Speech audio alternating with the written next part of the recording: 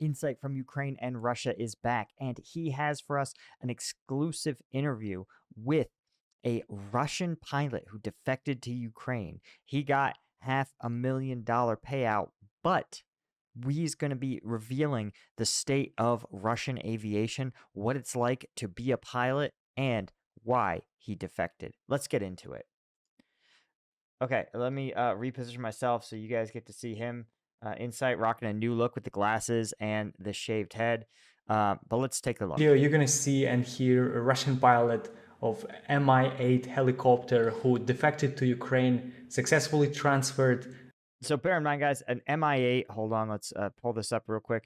Mi8R is a it's a lift helicopter. So it is a twin engine turbine helicopter from the 1960s. It is a transport helicopter used in airborne command posts, sometimes an armed gunship and reconnaissance platform. But it is, again, used by over 50 countries. And the Mi-7 and 8 are the third most common operational military aircraft in the world. So it's just a workhorse of the Soviet and now Russian military. And like some Russian designs basically fall into two categories. They are either horrible or they are absolute tanks, right? The Kalashnikov is an example.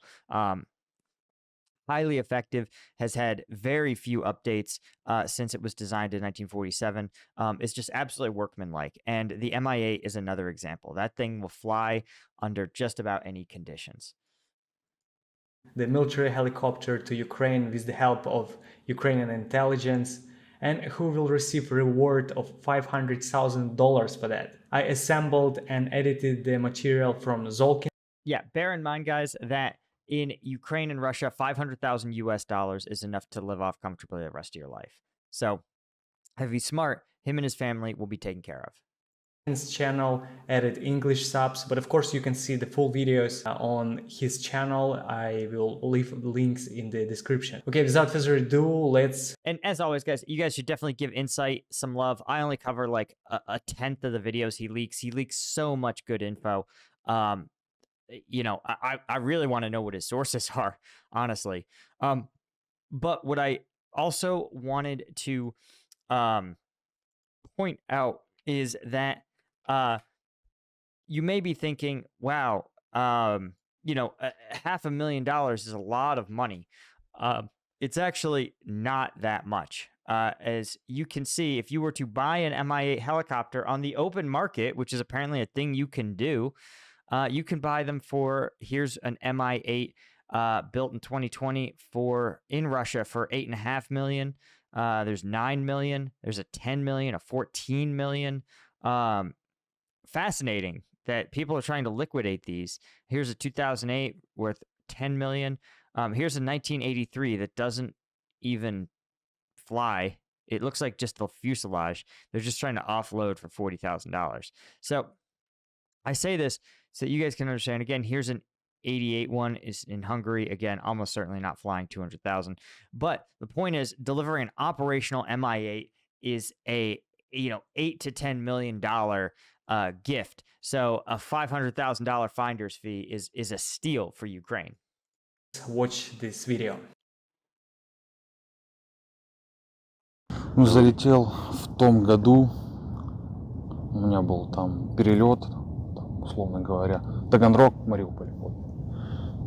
Yeah, this is pretty standard, actually. When I was in Afghanistan, there would be flights, and some of them were actually Mi-8 helicopters, Russian helicopters that would actually fly U.S. troops. They were civilians that were contracted, and some of the pilots were actually Russian, and they would fly from a set circle of FOBs, right? Usually, they would fly you to a main hub like Jalalabad City, and then they would fly in a circle like a bus route around maybe a half dozen or a dozen other FOBs. You would pick up whoever needed to be picked up. You would take any like small cargo like a backpack or something like that, and you would take it to either the next FOB or you could get to a hub, and then the hubs would have helicopters or sometimes even combat aircraft that would fly in like a hub and spoke. So it would fly from like JBAD to Kabul or to Bagram Air Base, and then you could fly out of the country. So that was sort of how the U.S. military did it. It sounds like this is something very similar. Такой перевозка была. Это когда было? Это было в том году, октябрь, наверное. Октябрь 22 года. Да. Это вы на чем прилетели? На Ми-8. На Ми-8. Да. Вы что-то привезли или...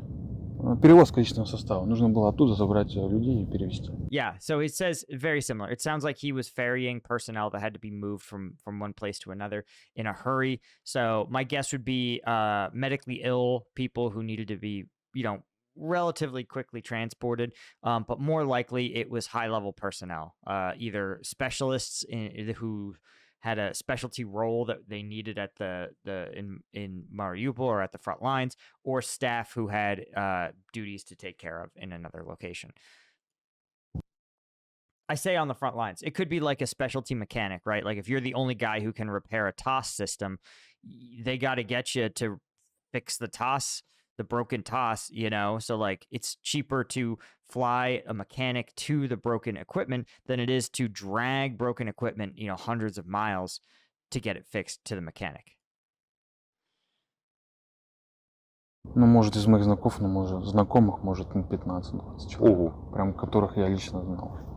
С которыми как бы состоял в каких-то отношениях. Даже, так скажем. Не просто так один раз видел, а прям вот отношения. Yeah, guys, don't underestimate the psychological toll, man, of losing your friends at scale like that. In the U.S., right, we never really saw those casualties at that level that he's describing, except in specialties like EOD. EOD had very high levels of casualties throughout the global war on terror, as you can imagine, explosive ordnance disposal. And you also saw it among special forces communities. And, that sense of your colleagues just one by one sort of, becoming KIA is psychologically very, very taxing. And it makes continued operations very hard. Some people lean extra hard into the combat operations, and some people lean away from it as much as they can. And get out, but don't underestimate just the attrition of it. То есть вертолетов до И хрена. вертолетов много, и самолетов много. Летчики ноют. Честно, вот я вам на камеру говорю. Потому что нет обеспечения. Ты приехал туда, ты себе сам найди где жить, ты себе сам, пожалуйста, найди, что тебе есть. Ты же взрослый, тебе же платят денег. Да и вообще у нас война. Yeah, that's insane. The idea that you can go to a war zone. To give you an idea, when you arrived in Afghanistan, right? Food, shelter, medical care, it's common sense, right? There wasn't a distinction between if you were in country, you were the responsibility of your command and of the military generally, right? I could arrive at a FOB. Again, I could take a helicopter, by myself sometimes when I was going on leave or handling some other like administrative business. I would land at a FOB and I would be checked in, so to speak. I would tell them, hey, I'm here. So they had an accurate count of how many people were at their base. But then I would be entitled to eat in their DFAC. They would assign me a bunk. Usually most FOBs had one or two, they called them B huts, like plywood huts with air conditioning with a bunch of bunks in it. They'd say, hey, you're in B hut 3, it's back there, we got a bunk for you. And so even if you didn't know this unit, if this unit didn't know who you were, they didn't necessarily even know why you were there, but you would not be on a helicopter or whatever without a reason. Even if something messed up happened, like let's say, God forbid, you went to a FOB and your unit left you behind and didn't realize it. That soldier could still go to that FOB mayor and go, hey, I think my unit just went on patrol and missed me. But I'm here. I just need you to radio my command and let them know I'm here. And they'd say, yeah, of course. Let me check you in. And here's where the DFAC is. Here's where you can drop your stuff. Oftentimes they would sit there and go, oh, here's where you can get your your food, you can get some toiletries, you can, even potentially go to a shopette and get things like energy drinks.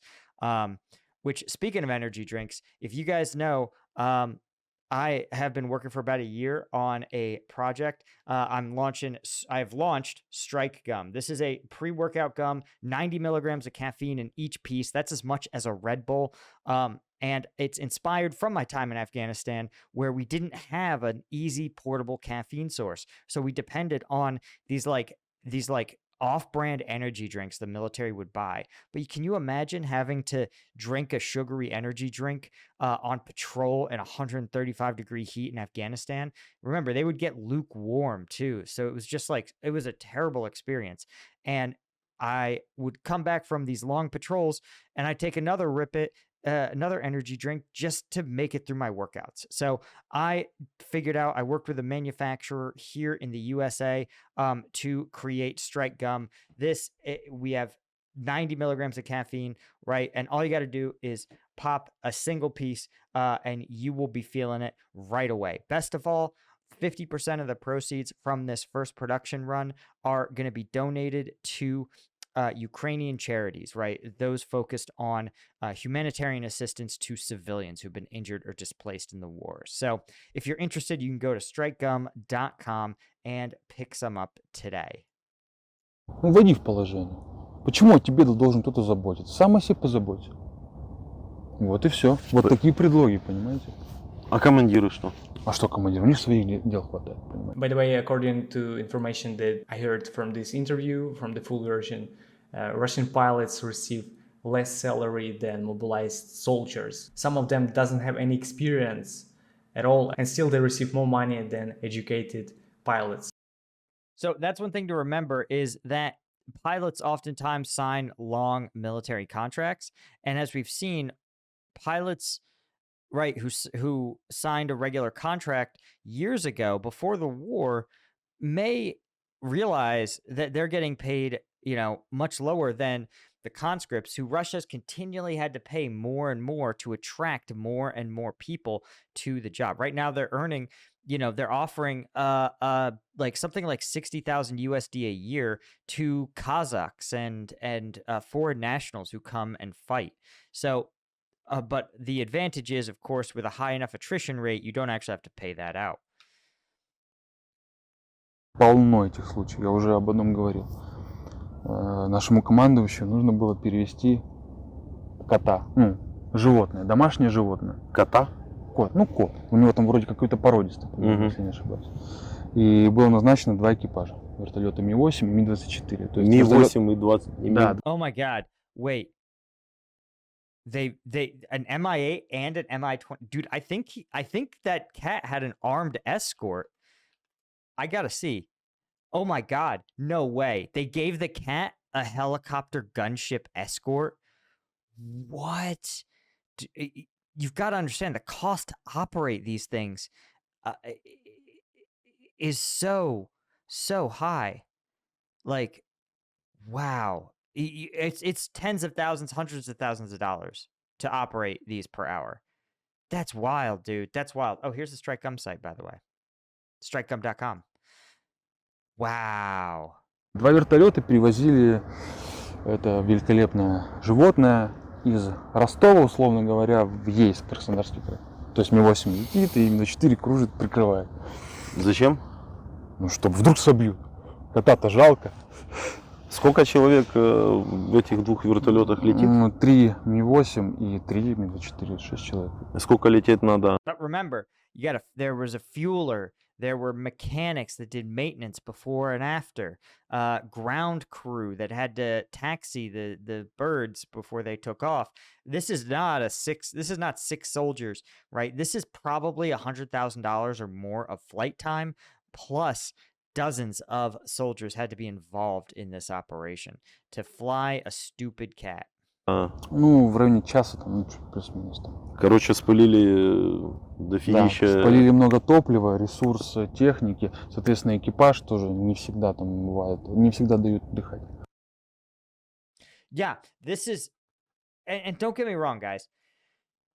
When you're a general officer, and a lot of generals become this sort of way is that they really start to abuse their power. And that's because the military, unlike your boss, like a CEO, ultimately cannot, for example, come down and get so mad at a soldier or a subordinate, right? Someone, let's say someone works in the mailroom and someone loses a piece of mail. The CEO can't get so mad that he goes, I want that person who lost my mail, I want them charged with a crime. In the military, you can do that, right?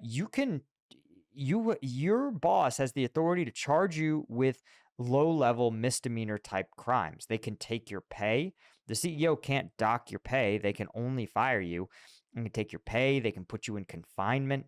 They have a bunch of like abilities that no boss would. And so for general officers, it goes to their head. I once had a general officer decide to inspect our company area, but he found a somewhat expired fire extinguisher and was so mad at that he pulled it off the wall and proceeded to discharge it inside the company area, which is not super safe and pretty abusive, right?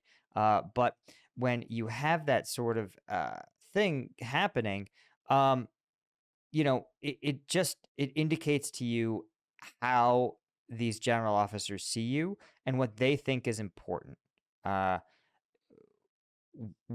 Right? Like this is a general officer's time in on a base that had numerous combat deployments. Something like 25 to 50% of soldiers at any one time were in combat. A lot of PTSD, a lot of like suicides, and this dude's out here taking time out of his day to discharge our fire extinguisher because it made him feel big, made him feel powerful to bully people. That's what it came down to. He felt like a big man. Because here's the thing. If that general said, hey, this fire extinguisher needs to be inspected, its inspection's out of date, every fire extinguisher in that company would have gotten inspected like the next day, right? You're a general. Everybody jumps when you say jump.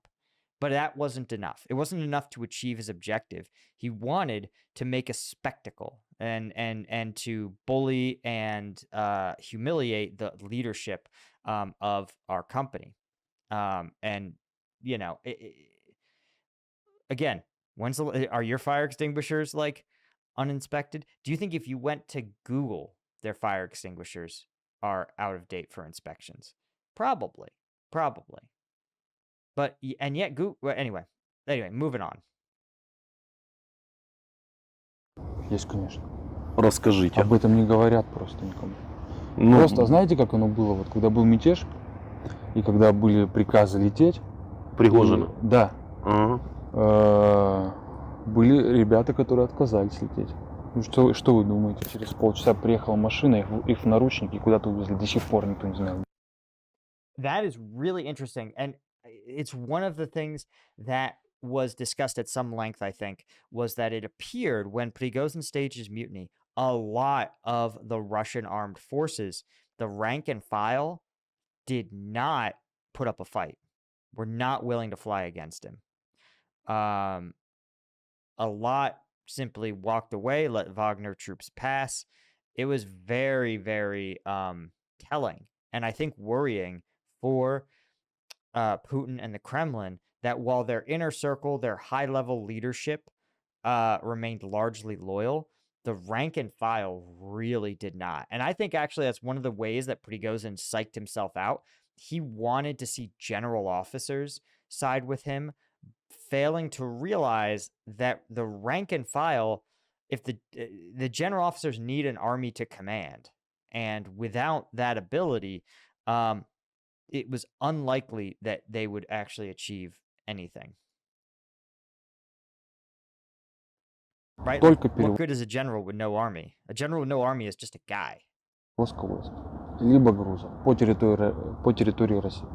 По территории России. Да, в основном. Но за редким исключением я летал за ленту, тоже было. Also, in the full version of his interview, he mentioned that he flew to Mariupol and Berdyansk. It's the places he visited on the territory of Ukraine.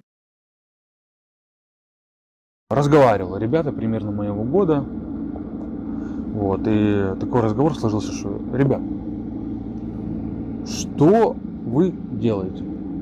Вообще, вы понимаете свой род деятельности, для чего это все? Они говорят, ну, у нас есть вот приказ, и мы для галочки, условно говоря, для галочки летаем. Вот у нас есть 3 вылета в день. Мы сели в самолет и полетели, отстрелялись, куда это летит, нам вообще не волнует. Мы отстрелялись, прилетели, зарядились, и вот так 3 раза. Галочка есть, все, мы боевые задачи выполним. Yeah, this is a classic, like, the Soviet mentality of, you know, you hit certain basic metrics of success, and I say that, like, the U.S. military is prone to it too, and it's a saying in business that a metric, as soon as a metric becomes quantified, it ceases being useful as a metric, and it's because you often will have the gaming the system like this. For example, sorties is a good proxy for combat operations. The problem becomes when you start playing dumb games, right? When you say, oh, well, I as a commander, I know my general, my boss, he wants to see me fly more sorties for more air missions. And you go, well, okay, how do we technically do this? And this is, and don't get me wrong, I'm not like better than this, right? I was told, hey, you're going to do 10 combat patrols a week. And I was like, damn, that is over 1 a day. And I'm like, to do a full combat patrol, right, with all the briefings and the inspections, to do it right, it would absolutely zap my soldiers. So what we would do is twice a week, we would do one big brief. We would go out to the Afghan police station, and then we would patrol with the Afghan police. The Afghan police did not work hard, guys. So at least 2 of those 3 patrols would be around the local village, right? And I would do my reports. I would call it out. It would look like a patrol, but I was just meeting the unrealistic expectations set by my command. Again, at the general officer level, like I could have sat down my company commander and be like, let's talk about the actual number of patrols that we can do right. But what did that mean? That meant that instead of saying, hey, I'm going to get 5 patrols, but every one of them is going to be at a village that is really important, where there's been a limited presence, where we think the Taliban may be making inroads. But we didn't do that. We had to meet metrics. And in order to meet metrics, we had to go to villages that were nearby, that already had a really high presence. So overwhelmingly, we patrolled in the 3 villages closest to our FOB, because it was the only way we could make mission meet the metrics that were required. Again, it's a really bad way to fight a war. A better way is to take measurements, but then don't judge your subordinates against them. Just use them to, like, listen, you know? Вот, а последствия уже никого не интересуют. Вот. Я просто хотел что-то поменять в своей жизни. Дай меня, не то чтобы там в моей жизни, а просто, во-первых, исключить участие в этих преступлениях. Это самая основная, как бы, моя цель была. В принципе, меня, по сути, устраивала моя тогдашняя жизнь. У меня вот была там квартира, машина, то есть, там по Что осталось там? меркам. Там остался у меня самолет, у меня там осталась квартира. Damn, he had an airplane. Yeah, again, I think when he says he's paid more than a mobilized soldier, that could be true. Maybe like a mobilized officer, you know? Самолет у тебя был личный? Мне дед, да, по наследству передал самолет. Ага. Вот. Квартира, машина? Квартира, машину продал, квартира, самолет остался. Еще так по мелочи, там какие-то там ценные вещи, то золото мое, там, кольца там и так далее. By the way, his grandfather was awarded military pilot of Russian Federation, and basically that's the reason why this guy decided to become a pilot. До этого числа, понятно, у меня была связь с Главным управлением разведкой. Вот, и были обговорены уже на тот момент некоторые возможные исходы, то есть маршрут моего Мгм. перелета. Вот, и самый благоприятный оказался все-таки с Курска. Yeah, because remember, guys, it's not easy to. It's hard. It's extra hard when both Russia and Ukraine are running the same basic operations. They're running the same aircraft. They run them in the same sort of tactical ways. They're drawing from similar playbooks, which means that if you're an air defender in Belgorod or in Kharkiv, on either side, and you see an Mi8 close to the border, the odds of friendly fire are really great, really high. And so this is what Ukrainian intelligence probably did. One, they said this is where Russian air defenses are least jumpy, and this is where you're most likely to get to be able to avoid a friendly fire or a jumpy Ukrainian soldier, right? Who would also see an Mi8 approaching and might throw man pads at them. So he said, hey, this is the route where you're going to be where there's no Russian air defenses, and we're going to be able to most reduce your chances of being targeted by Ukrainian air defenses. Стартовать мне именно с Курска, потому что это было как бы и близко, и не было еще таких факторов, которые бы... And the reason he's doing this, guys, I want to point this out, is that he is recording this, right? Ukrainian intelligence is probably saying, hey, you have to. He probably would rather not do this, even though Russia knows he's defected, right? But being a public defector is a little worse. Makes him a little more of a target. But if he has a successful defection and he talks about it openly on the internet where everyone can see it, it's going to encourage other pilots to do the same, right? Other pilots are going to say, wow, this dude got the equivalent of about 100 years of salary.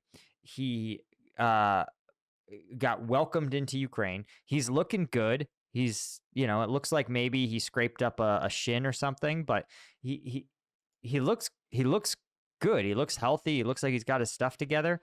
Other pilots are going to go, damn, I can do that. Anyway, guys, this is a long one. We're at 25 minutes already. I'm going to call it there. Let me know in the comments if you want the second half of this video. Be sure to hit the subscribe button and check us out at strikegum.com and like the video to tell the algorithm that I'm making good quality content. That's all I had. Until next time, I'll see you in the next one. Cheers.